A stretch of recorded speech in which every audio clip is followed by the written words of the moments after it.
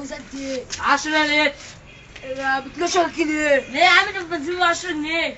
يا عم روح اشتري البنزين عشان ما اجيش عليك كده، روح اشتري البنزين. يلا يا عم. بس قصدي ده احنا اشتكينا من كتر ما حكينا. ماشي يا زميلي حبيبي، ما حد عندهم مستنيك. ابد عمك باشا. اتفضل يا عماني. ابد رجاله. ابو الرحمن. يا جدعان سيبك جايب لك في الشارع. يا عم الناس دي.